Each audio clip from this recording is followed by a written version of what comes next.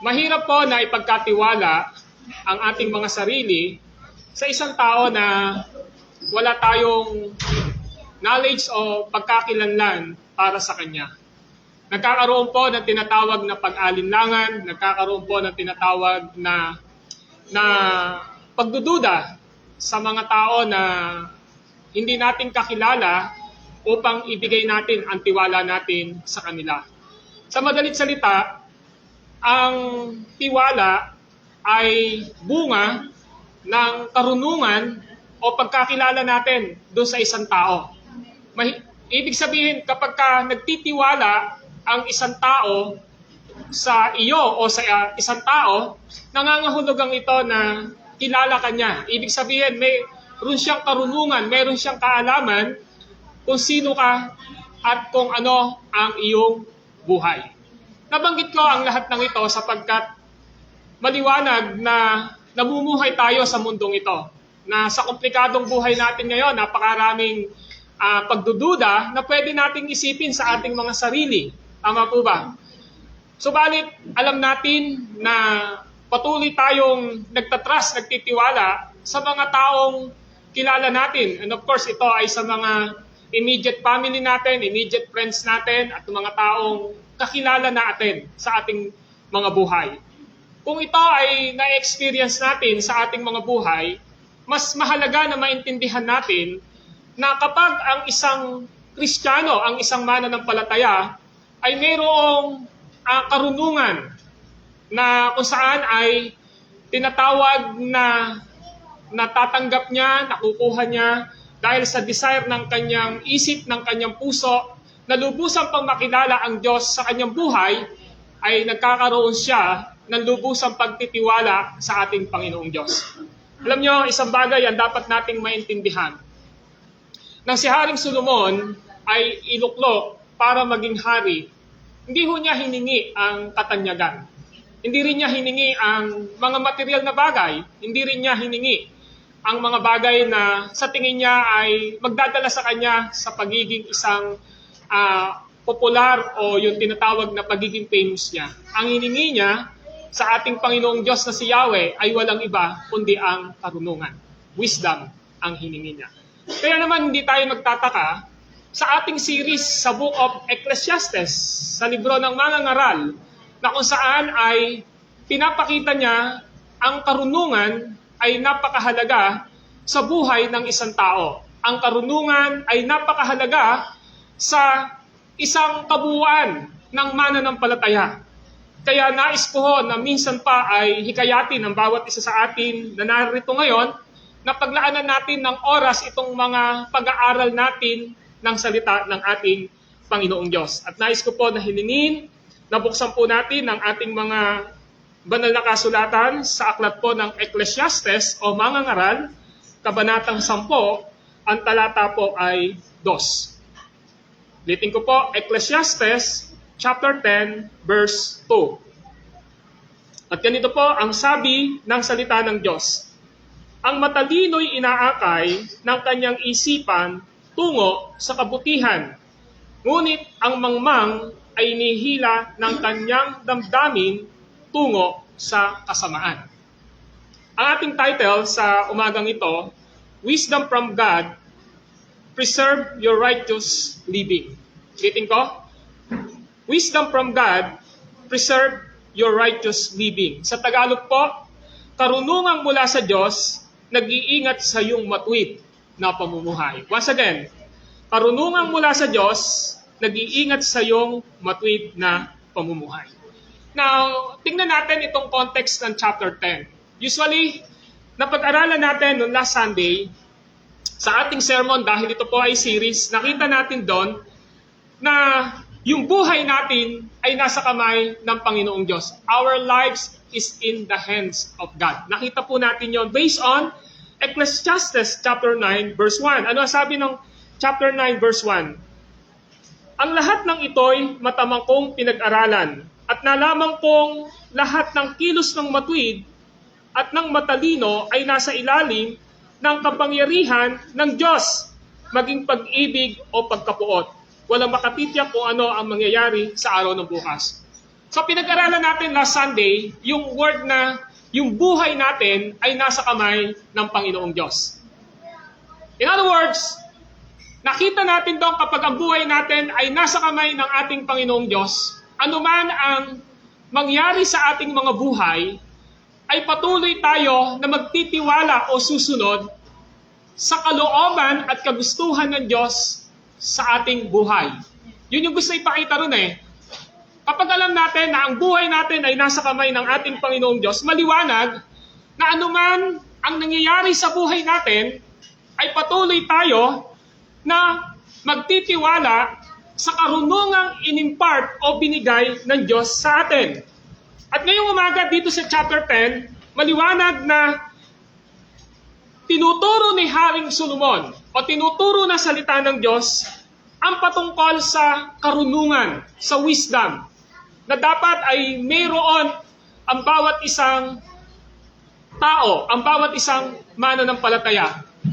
This is a basic teaching of King Solomon. Why?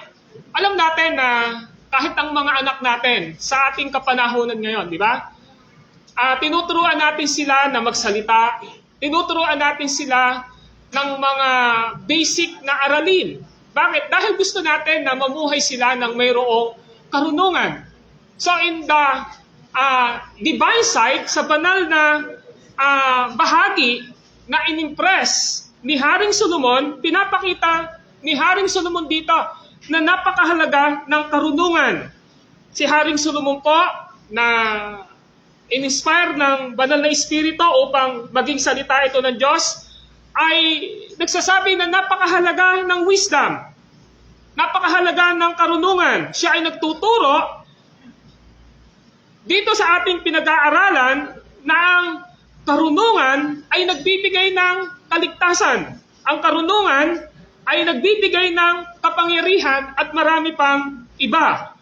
Kung ating titingnan ang kabanatang 9 ng mga ngaral o Ecclesiastes, magsisimula sa verse 13, ang sabi po ng salita ng Diyos, narito pa ang isang halimbawa na pambihirang kaalaman na aking napansin. At para sa aking katakataka, mayroong isang maliit na bayan na kakaunti ang mamamayan. Kinupkup ito ng isang hari, nagpahanda siya ng lahat ng kailangan sa pagsalakay. Nagkataon na sa bayang yaon ay may isang mahirap, ngunit matalinong tao na maaari sanang makaisip ng paraan upang mailigtas ang nasabing bayan. Ngunit, ang kaalaman ng hamak ay hindi pinahalagahan at ang salita nito ay hindi pinansin. Now, verse 17. Ang mahinang salita ng matalino ay mas may pakinabang kaysa sigaw ng hari sa gitna ng mangmang. Ang kaalaman ay makapangyarihan kaysa sandata, ngunit ang isang pagkakamali ay nagbubunga ng malaking pinsala. Now, just imagine, before po na tinalakay ni Haring Solomon ang verse 2 and 1 ng chapter 10. Ang tawag po sa interpretation dito, we need to see the context, yung naunang verse, nakita natin, na ang pinapakita ni Haring Solomon dito ay ang kapangyarihan ng wisdom, ng karunungan, at ang pagliligtas ng karunungan. Now, si King Solomon, nagbigay siya ng isang pag-iilustrasyon o paghahalimbawa na mayroong isang bayan na kakaunti ang naninirahan sa pamayanang iyon. Nalaman ng hari na mayroong sasalakay sa kanila upang sila'y kupkubin. Pinaghanda niya ang kanyang mga nasasakupang pamayanan ng mga tao.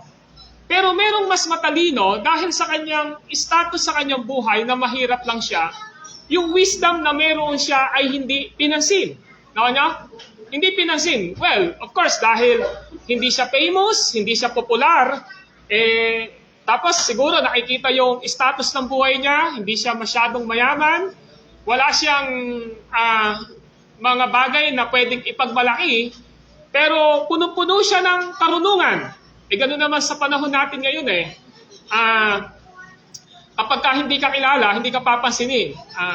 Minsan nga, tuntwa ako sa mga napapansin ko doon sa Facebook madalas. Yung ba si Diwata? Diba?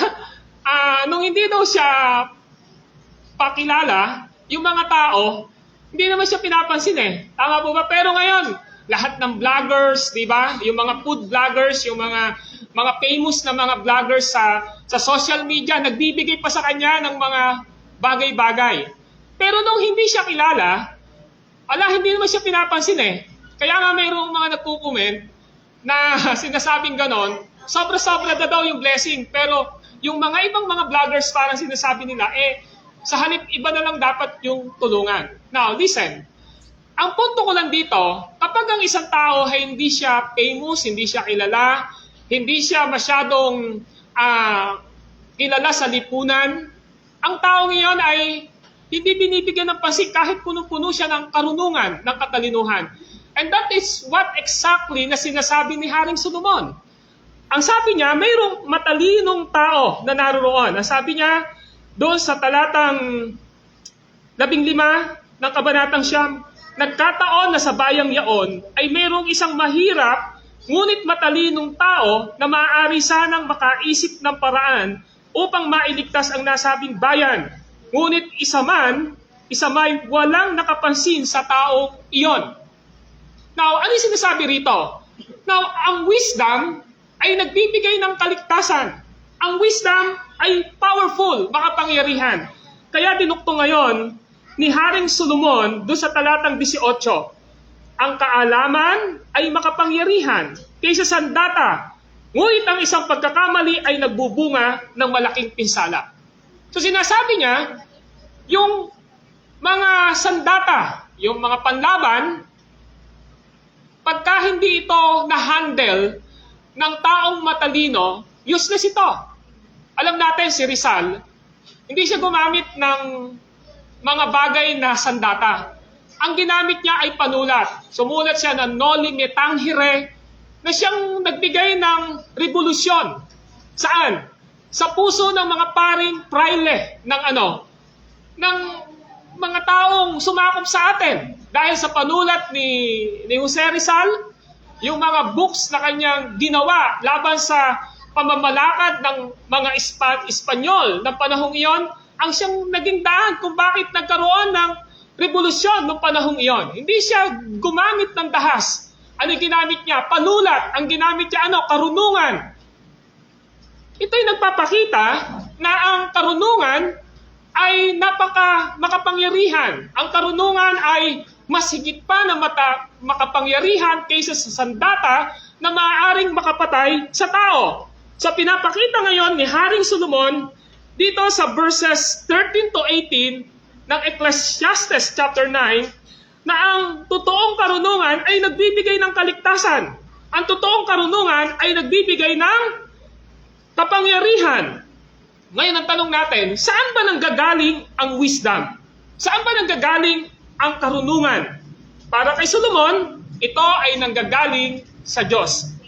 Balik tayo sa naunang kabanata ng Ecclesiastes chapter 2, verse 26. Ang sabi ho ng mga ngaral chapter 2, verse 26, ang karunungan at kaligayahan ay ipinagkakaloob ng Diyos sa lahat ng kinalulugdan niya.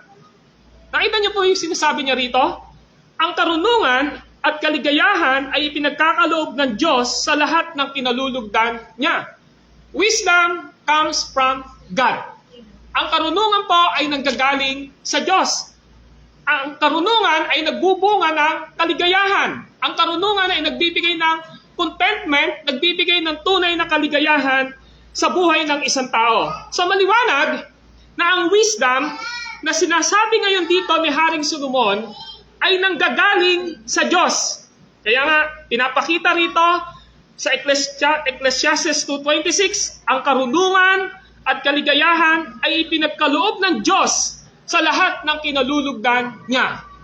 Mga kapatid, kapag tayo ay kinalulugdan ng ating Panginoong Diyos, nangangahulugan po ito na patuloy tayong nagnanais na makilala ng lubusan ang Diyos sa ating mga buhay. Kasi, maaari ka bang kalugdan ng Diyos kung ang buhay natin ay hiwalay sa kanyang kalooban? Kaya nga, laging meron tinatawag na paradoxical si Haring Solomon. Pinagkokontra niya ang mabuti, ang masama, ang karunungan at ang kamangmangan. Lagi niya ito pinagkokontra. So kapag ang isang tao ay kinalulugdan ng ating Panginoong Diyos, meron po siyang wisdom na nanggagaling sa Panginoon. Amen po ba? Itong wisdom na ito ay galing sa Panginoong Diyos, kaya kinalulugdan siya ng Diyos. The more na kinalulugdan siya ng Diyos sa kanyang buhay, dahil sa righteous living niya, the more naman na nagbibigay ang Panginoong Diyos sa kanya ng karunungan. Kung nais natin na patuloy tayo na makapamuhay na kinalulugdan ng ating Panginoong Diyos, dapat dinidesire ng ating mga puso ang karunungang available sa ating kapanahunan ngayon. And that is the Word of God, ang Scripture, ang banal na kasulatan na meron tayo. Amen po ba? Ang sabi niya, at ito'y alam kong ang lahat ng ito'y kaloob ng Diyos. At kung wala ang Diyos, sa karunungang ito, walang kasiyahan ang sinuman. Now, puntahan nga po natin ang Ecclesiastes o Mangaral chapter 2, verse 24 to 25. Kasi meron siyang magandang binanggit dun eh. Sabi ron ay ganito, alam kong ang lahat ng ito ay kaloob ng Diyos. Kung wala ang Diyos, walang kasiyahan ang sinuman. Kung papansinin natin, ang sabi niya, lahat ng bagay ay ibinibigay kinapagkakaloob ng Diyos. At sinasabi din niya sa verse 25 na kung wala ang Diyos, walang kasiyahan ang sinuman. Pero paano natin masasabi na nasa atin ang Diyos? Well, binabanggit niya ngayon sa verse 26, dahil sa pagkakilala natin sa karunungan kung sino ang Diyos sa ating mga buhay. So, yun yung pinapakita ngayon dito ni Haring Solomon.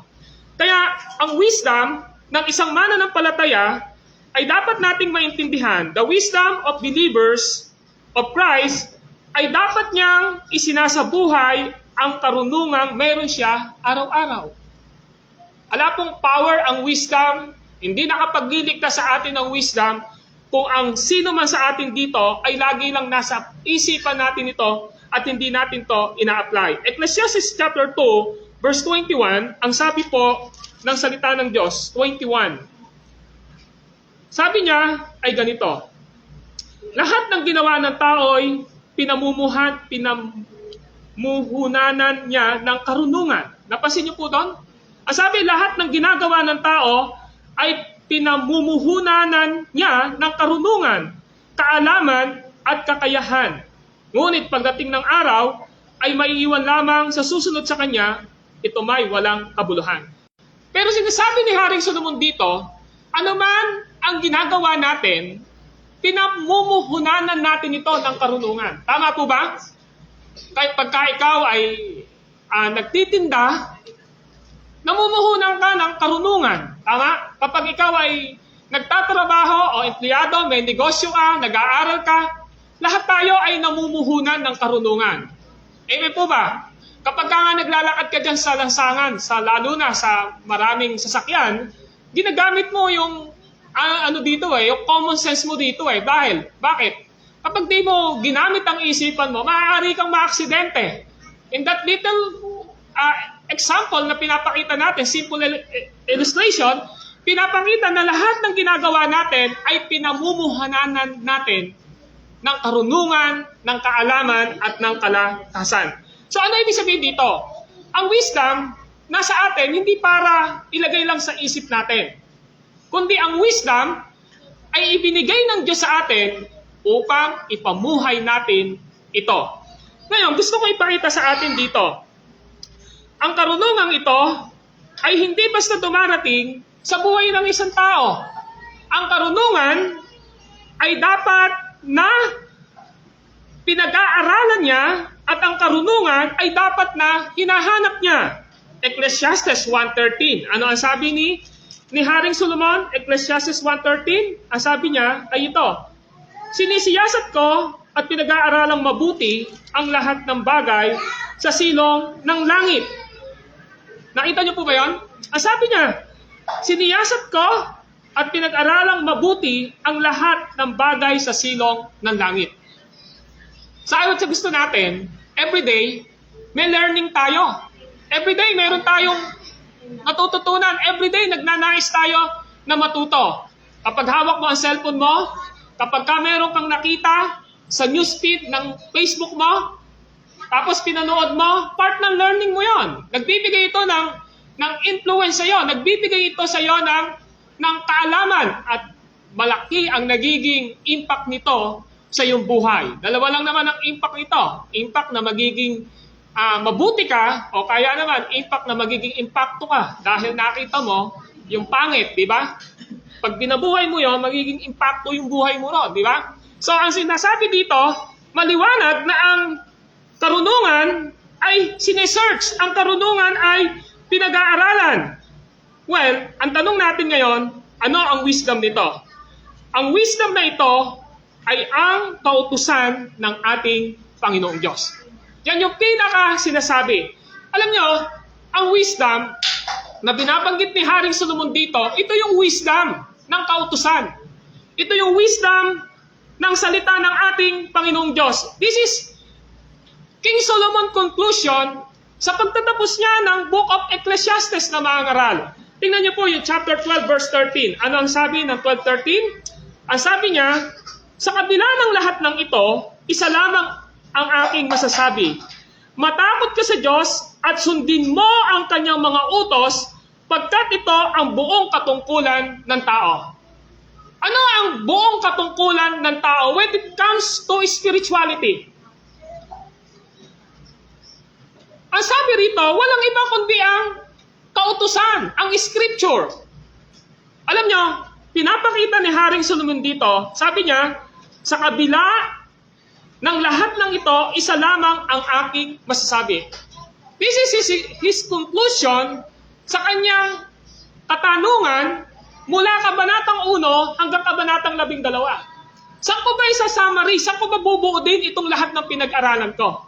Well, ang sabi niya, walang ibang conclusion kundi ang salita ng Diyos, ang kautusan ng Diyos, ang dapat na maisip ng isang tao. Well, mga kapatid, hindi mo masasabi na sinusunod mo ang Diyos kung hindi mo sinusunod ang kanyang salita. At hindi mo makikilala ang Diyos kung hindi mo hinahanap ang kanyang salita. Kaya ang sabi ni Haring Solomon ay ito. Sabi niya, sapagkat isa lamang ang buong katungkulan ng tao. Ano ba yung buong katungkulan ng tao? Ang sabi niya, matakot ka sa Diyos at sundin mo ang kanyang mga utos. Dalawa yung pinakikita rito. Una, sundin mo ang kanyang mga utos. Pangalawa, matakot ka sa Diyos. Alam niyo, ito po yun eh. Kung wala kang salita ng Diyos sa puso't isipan mo, hindi ka matatakot sa Diyos. Ano ba ibig sabihin ng pagkatakot dito? Itong pagkatakot na ito, this is your reverence. Ito yung pagkatakot na may paggalang ka sa ating Panginoong Diyos. Kaya maliwanag, ang conclusion ni Haring Solomon, isa lang ang tungkulin ng tao. Matakot ka sa Diyos at sundin mo ang kanyang mga utos. Ngayon, talong, paano mo ngayon masusunod ang kanyang mga utos? Kung ikaw ay passive o walang ginagawa sa pagpapaunlad ng iyong pagkakilala sa ating Panginoong Diyos. Nakuha niyo punto dito? Pero para sa atin, kapag tinignan natin, parang knowing God sa buhay natin, ito yung pinakahuli eh. Nakuha niyo? Gusto ko ipaunawa sa atin ito. Buksan yung isipan natin. Sometimes, ang perception natin, knowing God, o makilala ng lubusan ng Diyos sa buhay natin, para sa atin, ito yung huli na lang to. Kasi marami pang panahon, kasi naiintindihan naman ako ng Diyos sa buhay ko. Di ba yun yung iniisip natin? Pero hindi po. Para sa banal na kasulatan, para kihat priority at ang pinakamataas na layunin ng isang tao sa kanyang buhay ay yung makilala niya ng lubusan ang Diyos sa buhay niya. Ako yung punto natin dito. Bakit po? Kasi nga, wisdom of God o karunungan ng Diyos o yung karunungan galing sa Diyos, mamaya makikita natin ito yung nagbibigay ng kaligtasan sa atin upang hindi tayo mapahamak sa impyerno. Pero ito, pansinin ninyo, at hindi naman ito masama. Paano tayo nagugugol ng oras sa mga bagay upang matuto tayo? Naon nyo? Yung mga anak natin, tama naman po yun. Paano natin tinututukan para matuto sa school nila? Kayo mga nag-aaral ng junior high, senior high, gaano kayo tumututok sa inyong pag-aaral upang gawin nyo ang lahat ng mga projects na binigay ng Diyos sa inyo? At alam nyo, pag senior high ka, di ba? Pagka grade 12 ka na, hindi ka pwedeng graduate nang hindi ka gagawa ng thesis. Tama po ba? Ito ay isang pagsasaliksik ng lubos-lubusan, individual man o magkakasama kayo, talagang tatrabaho ka para ma-expertise mo ang isang topic na gusto ninyong maunawaan para sa inyong requirements. Tama po ba? Pero ang tanong natin ngayon dito sa atin, bakit kapag salita ng Diyos ang usapin, nilalagay natin sa listahan natin sa hulihan? Tama po ba?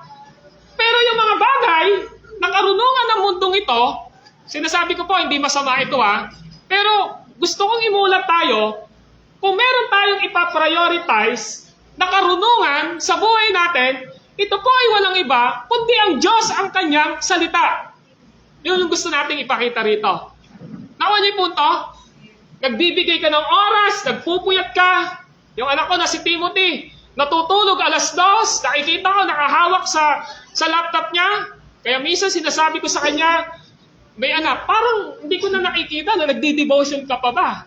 Para sa akin, lagi ko sinasabi sa kanya, maging matalino ka man, directly, sinasabi ko sa kanya, maging matalino ka man, makagraduate ka man, nang meron kang recognition sa buhay mo, pero kung ang pananampalataya mo sa Diyos ay nalilimutan mo at hindi mo pinalalago sa harapan pa rin ng Diyos, hindi nagiging pleasing sa Kanya ang uri ng maturity ng iyong pananampalataya. Kaya dito sinasabi ng banal na kasulatan, isa lang ang tungkulin ng tao. Sundin natin ang kanyang mga salita. Sundin natin ang kanyang kautusan. Paano nating masusunod ito kung wala tayong paglalagay sa puso natin na ang Diyos ay makilala natin ng lubusan sa buhay natin? Tama po ba? Mas marami ka pang alam kung sino ngayon yung mga sikat sa Facebook. Mas alam mo pa kung ano ang nangyayari sa Linlang. Mas alam mo pa kung ano ang nangyayari sa Batang Quiapo. Mas alam mo pa kung ano yung nangyayari sa Black Rider, di ba? Mga kapatid, parang unfair naman ito para sa Diyos. Nagbibigay tayo ng maraming oras sa mga nakakaaliw sa atin na panandalian. Pero yung pagkakilala sa walang hanggang kaaliwan na dapat ay meron tayo sa pamamagitan ng paglalaan natin ng oras ay nakalilimutan natin. Sometimes, that is the sentiment ng Diyos sa atin. Anak, nanlalamig ka na sa akin. Ayaw mo na akong makilala ng lubusan sa iyong buhay. Mas marami ka pang oras sa mga bagay na nagpapaligaya sa iyo temporal. Pero yung salita ko na nagbibigay sa iyo ng buhay na walang hanggan, ang salita ko na nagbibigay sa iyo ng kapangyarihan to overcome yung mga bagay na nagiging hadlang sa pamumuhay mo ay nakalilimutan mo na. Kapatid, ang gustong ipakita ni Haring Solomon sa atin dito, ang wisdom na ito ay dapat maintindihan natin, this is the wisdom of God. Amen po ba? If you want to know God sa buhay mo, kapatid, set apart time para kilalanin mo ang Diyos sa buhay mo. Kailangan mo mag-effort. Kailangan mong maglaan ng oras. Kailangan mong maging disiplinado upang makilala mo ng lubusan ang Diyos sa iyong buhay.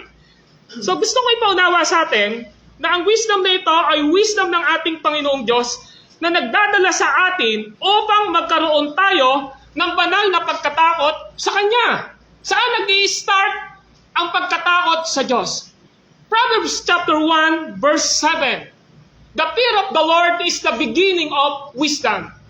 Mga kapatid, if you want your child or your children na magkaroon ng banal na pagkatakot sa Diyos, turuan mo siya ng salita ng Panginoong Diyos. Darating at darating sa buhay natin, ang mga batang ito na nasa harapan kong ito, lalaki ho yan. At paglaki po niyan, hindi na ho natin masusubaybayan ang mga gagawin niyan. Kapag umalis ng bahay yan, hindi na natin alam kung ano ang nangyayari niya sa kanila, kung ano ang mga ginagawa nila. Pero kung ang mga batang iyan ay mayroong pagkakilala ng lubusan kung sino ang Diyos sa kanyang buhay, na ang Diyos ay nasa lahat ng dako, ang Diyos ay nakakaalam ng lahat ng bagay, ang Diyos ay makapangyarihan, meron kang peace of mind na alam mo na ang anak ko, kahit hindi ko nakikita, mamumuhay siya ng may banal na pagkatakot sa Panginoong Diyos. Ano yung punto natin dito? The fear of the Lord is the beginning of wisdom.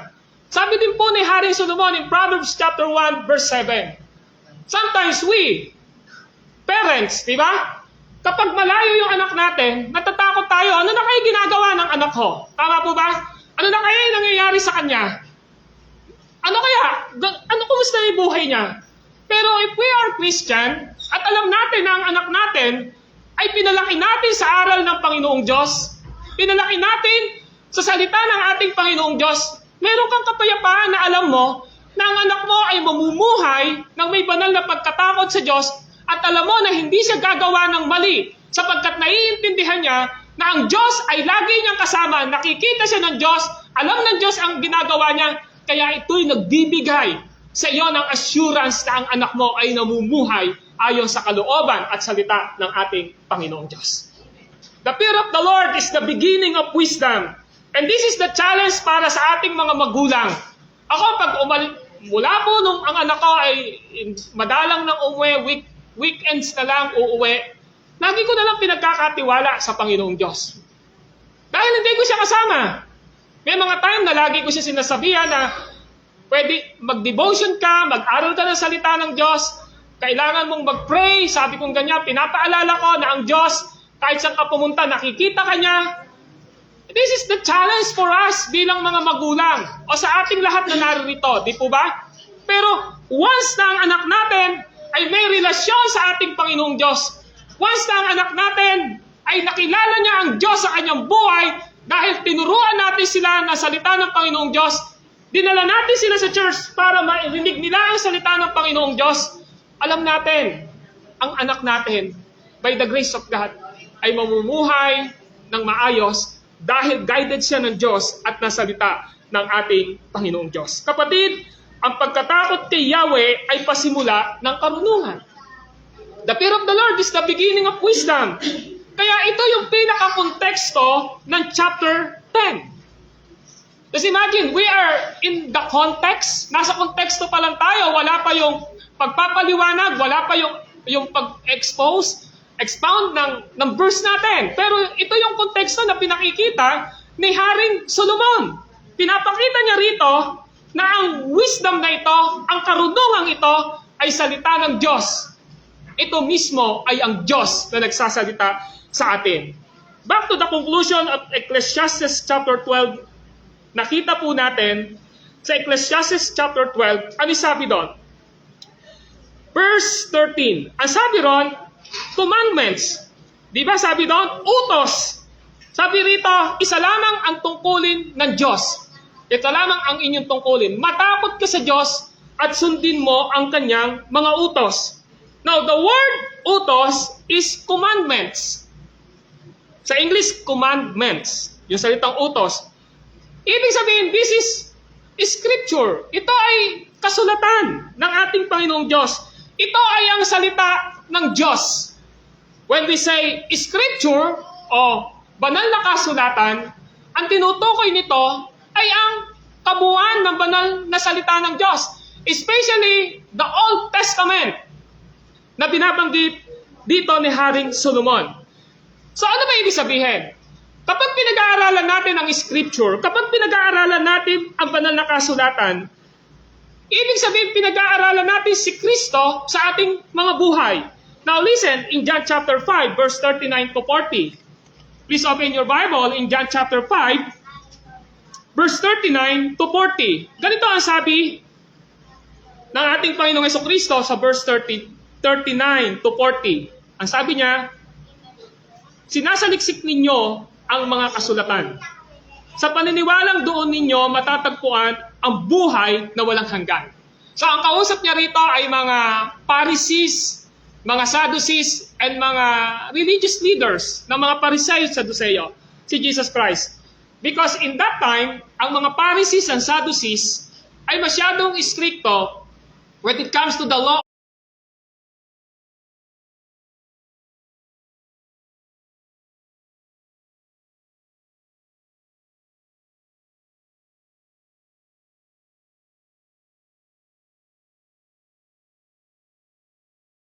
of Moises sa pagsunod sa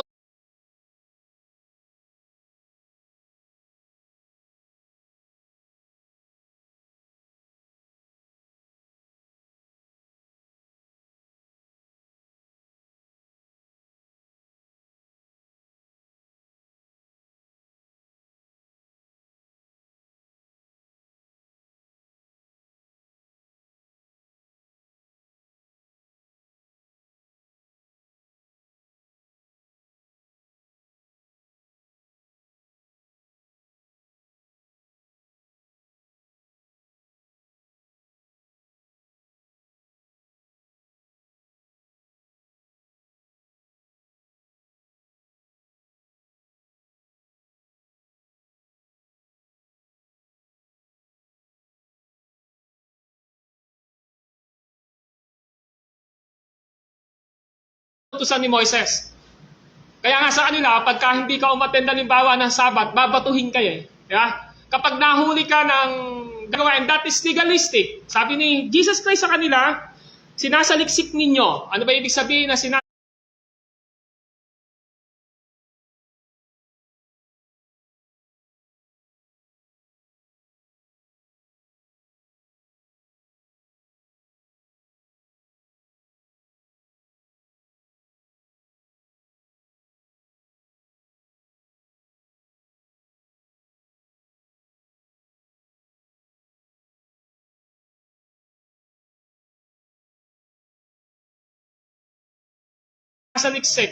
Ibig sabihin, sinesearch nila, nagsisearch sila.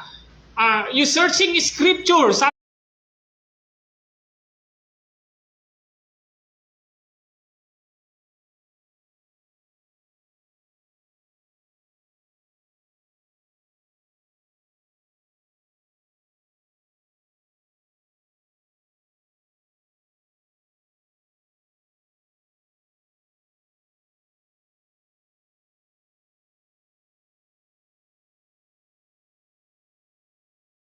Sabi ni Jesus Christ, sinasaliksik ninyo ang mga kasulatan. Sa paniniwalang doon ninyo matatagpuan ang buhay na walang hanggan.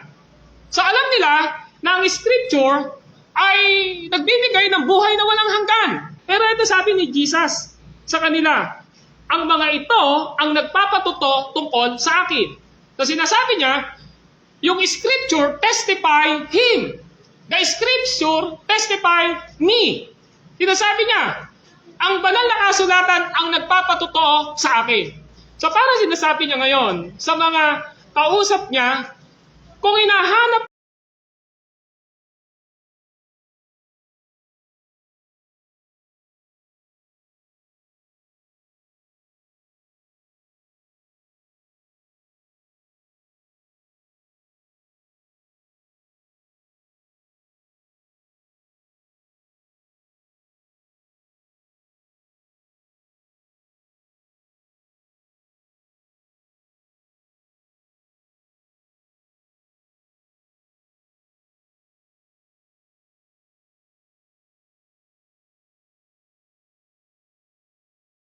ninyo ang kaligtasan dahil sa pagsunod ninyo sa kautusan, dapat kayong maniwala na ako ang laman ng kasulatan. So sinasabi niya ngayon, kung naniniwala kayo sa scripture, naniniwala kayo sa salita ng Diyos sa kautusan, dapat maniwala kayo sa akin na ako ang tinuturo ng kasulatan. So yun yung sinasabi ngayon ni Jesus Christ dito. Now, ang sabi niya ngayon, ay ito. Verse 40, ngunit ayaw naman ninyong lumapit sa akin upang kayo'y magkaroon ng buhay. So sinasabi ngayon ni Jesus Christ dito, gusto ninyo na malaman ang kasulatan at ang kautusan? Pero ginagawa niyo yon dahil lamang sa tradisyon. Pero ayaw ninyong tanggapin na ako ang nilalaman ng kasulatan para magkaroon kayo ng buhay na walang hanggan at para magkaroon kayo ng buhay. So ano yung sinasabi ni Jesus Christ dito? Kahit malaman nyo man ang kasulatan, kung hindi kayo sasampalataya sa Kanya, sa akin kay Kristo, sabi niya, wala rin kayong totoong buhay na walang hanggan. So sinasabi niya ngayon dito, possible na tayo na narito ay maraming alam na salita mo sa akin, Pastor, 5 years, 10 years, 20 years na akong mananampalataya. Alam ko yung sinasabi ng banal na kasulatan.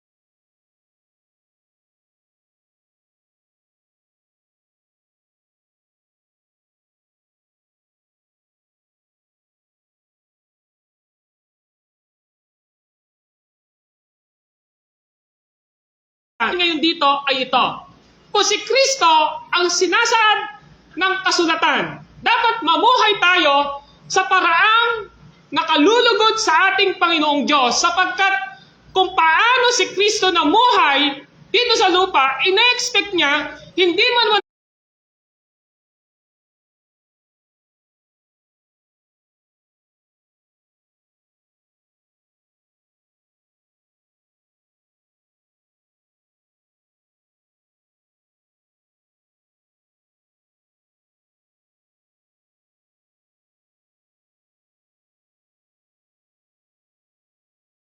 100%, progressively, mamumuhay tayo sa paraan ng pamumuhay ni Kristo.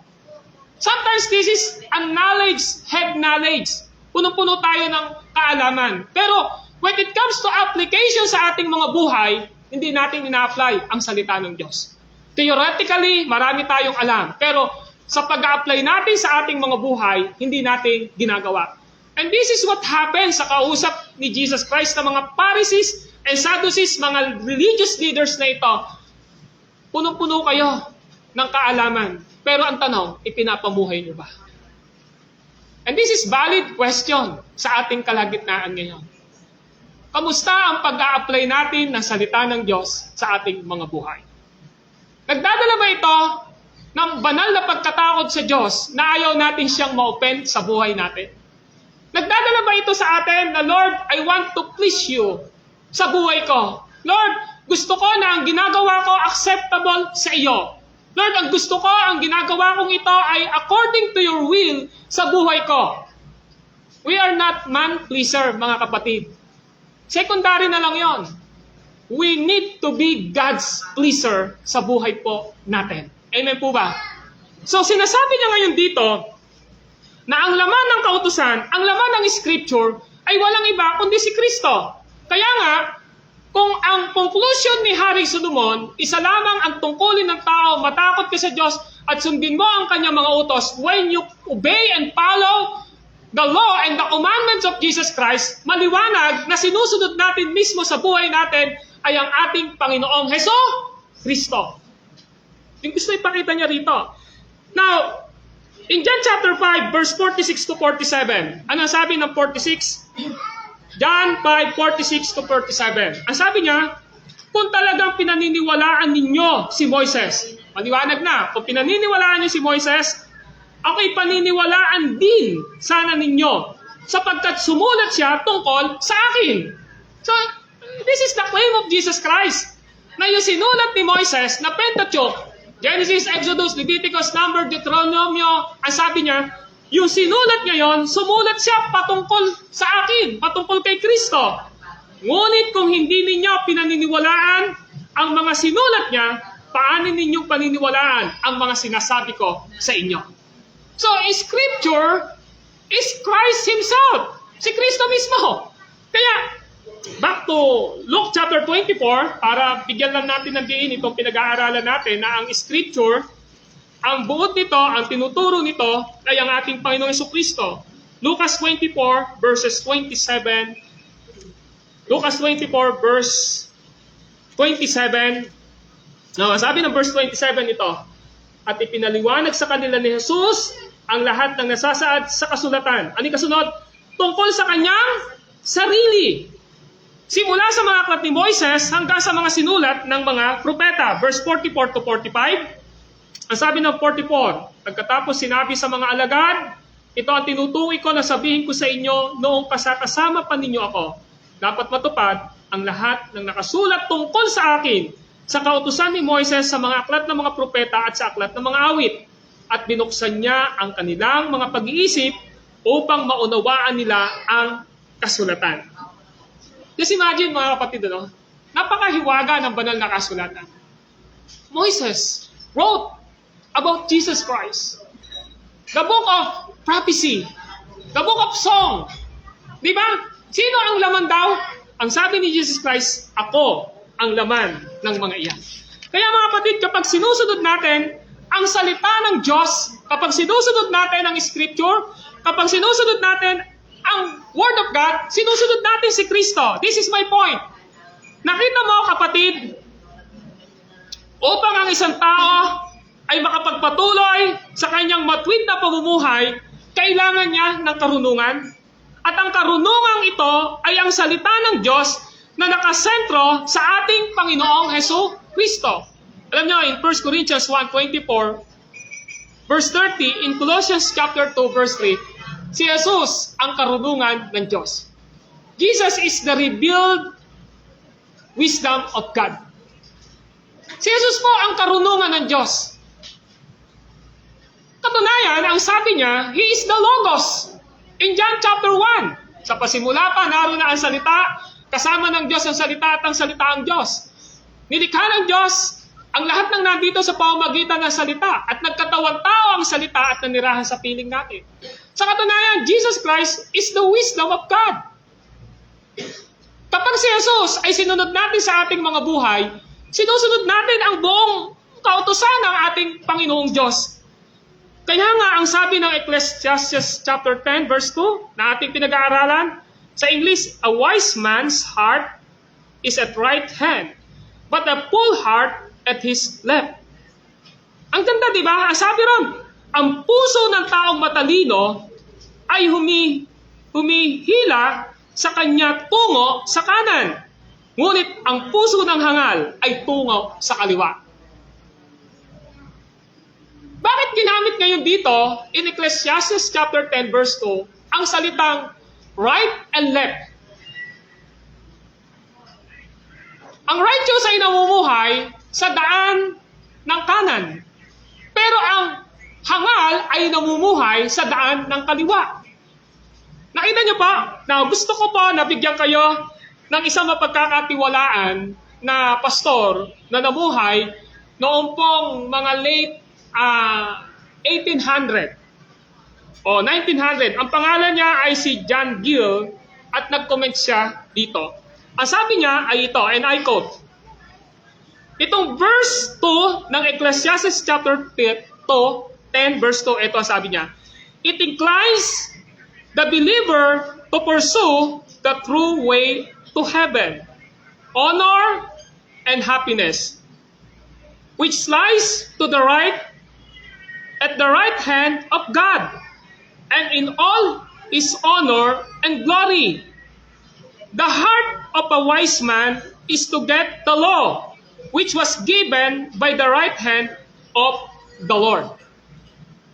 Ano sabi niya? Sabi niya rito, ito ay naka-incline, nakasunod sa mga mananampalataya na nagpapatuloy sa tunay na daan papunta sa langit. Nagbibigay ito ng parangal at ng kaligayahan, na kung saan ito ay nakaugnay sa kanan at sa kanan ng kamay na Diyos. At upang ang lahat ng ito ay magbigay ng kalwalhatian sa Diyos. Ang puso ng isang matalinong tao ay mayroong kautusan na nagbibigay sa kanya sa pamamagitan sa pamamagitan ng kanang kamay ng ating Panginoong Diyos.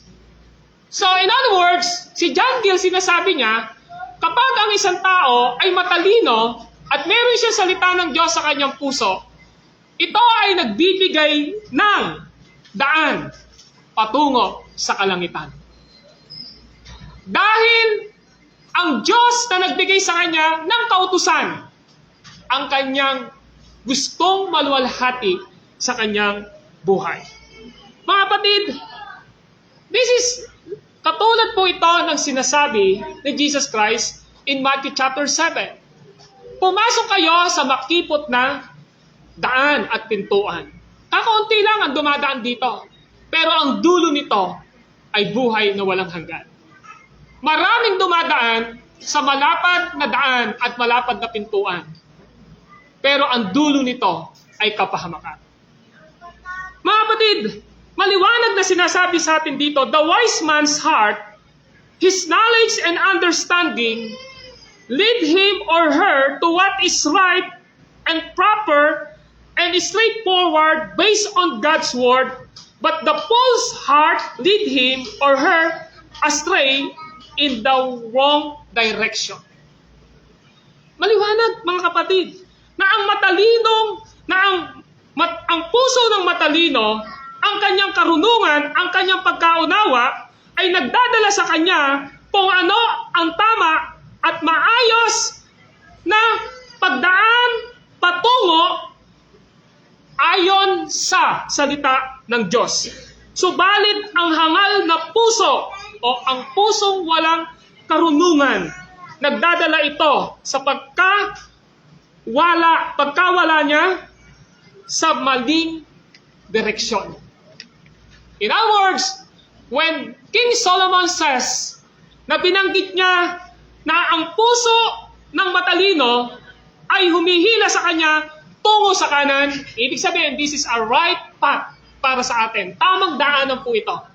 At ang puso ng hangal ay tungo sa kaliwa.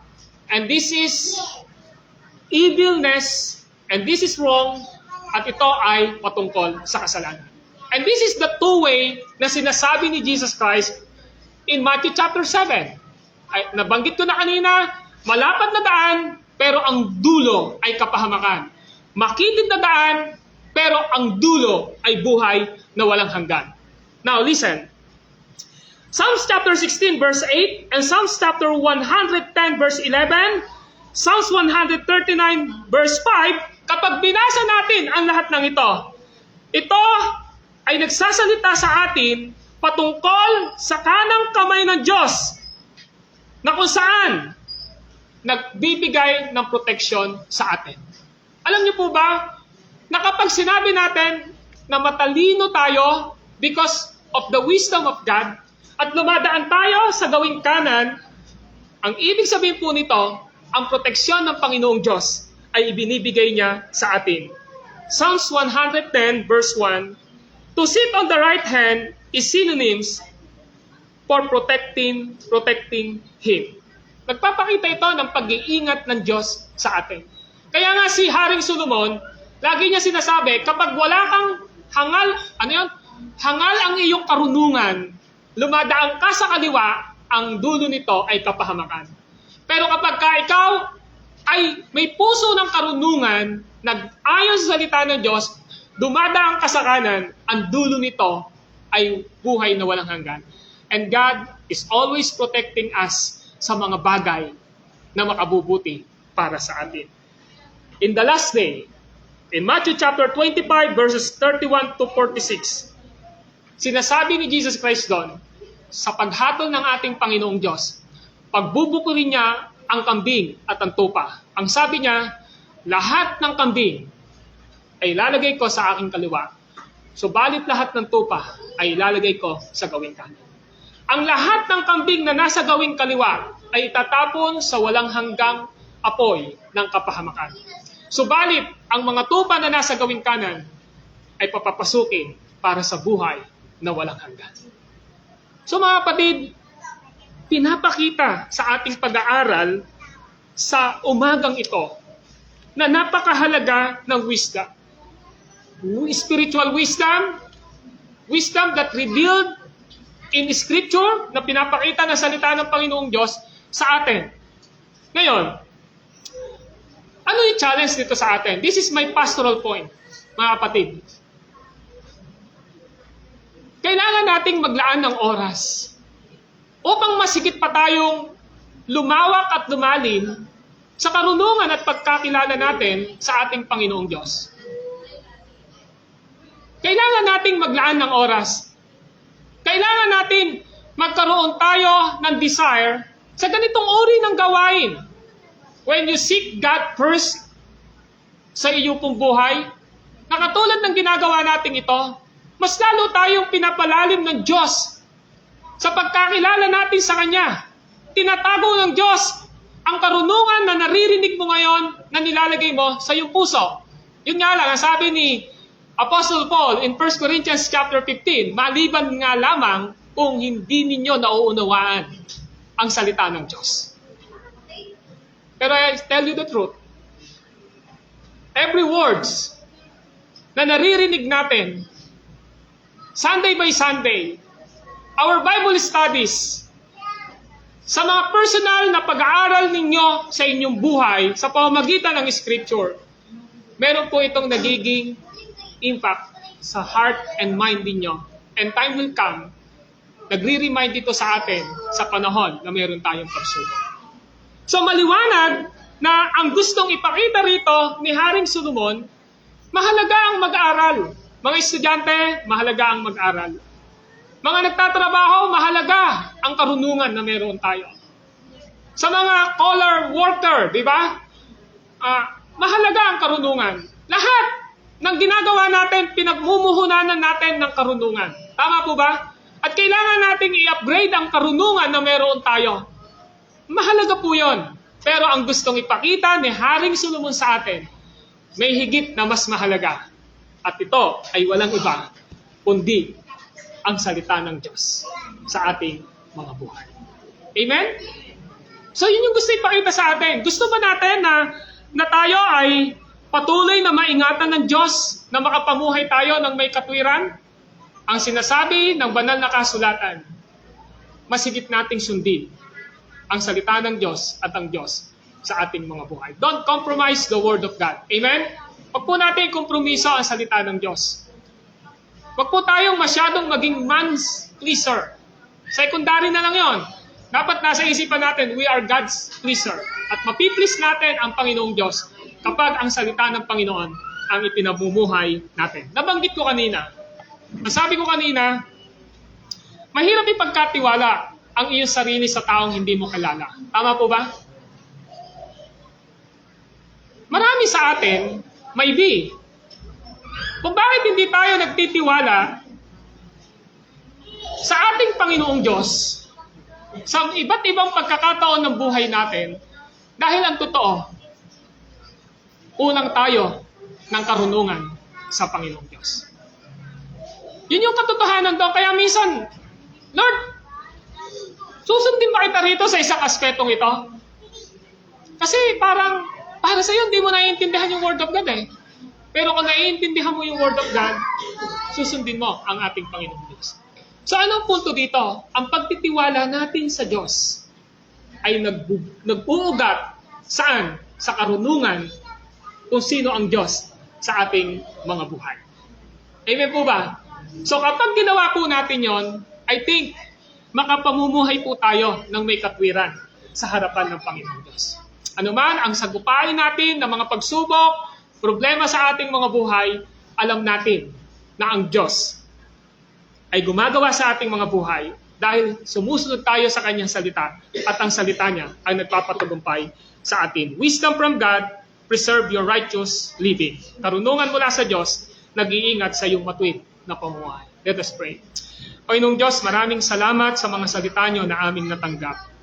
Ang dalangin ko po, magkaroon po ito ng kapangyarihan na nagpapaunawa sa aming isipan at kalooban sa buong pagkatao namin. Na maisip namin, Panginoon, na walang ibang karunungan maliban sa aming Panginoong Jesucristo. Karunungan ng inyong mga salita na kung saan nagsimula ito nang biyayaan niyo kami ng kaligtasan at buhay na walang hanggan. Nang ipaunawa niyo sa amin kung paano kami hinango at tinubos ni Jesus sa pagiging makasalanan namin sa pamamagitan ng kanyang kamatayan, pagkabuhay doon sa cross ng Kalbaryo. Sa pamamagitan ng kanyang pagkakatawan tao at sa kanyang pagiging Diyos at sa kanyang pagka-Diyos at pagkatao ay nagbigay po sa amin ito ng kompletong pagtitiwala na kami ay mayroong buhay na walang hanggan at ang karunungang iyon ay wala pong iba kundi ang aming Panginoong Hesus. Eh Lord, tulungan niyo po na maging ugali ng aming mga sarili na maiprioritize namin araw-araw ang inyong mga salita na dapat naming i-meditate, na dapat naming aralin, at dapat kaming matuto sa pamamagitan ng mga tapat na tagapagturo ng inyong mga salita. At nangyayari ang mga bagay na ito, hindi lamang sa personal na buhay namin, kundi sa pakikilahok o pakikijoin namin sa mga gawaing pang-iglesia na katulad ng ganito sa aming local church. Panginoong Diyos, maraming salamat at nawa po nagdala ito ng reformation sa aming mga buhay at mai-apply po namin ito. Tulungan niyo po na patuloy naming ilapat sa buhay namin ang mga salita niyo na aming natanggap. Ang kaluwalhatian at papuri ay sa inyo lamang, sapagkat ang lahat ng ito ay hiling namin sa inyo, Ama, sa pangalan ni Kristo Jesus. Amen and amen.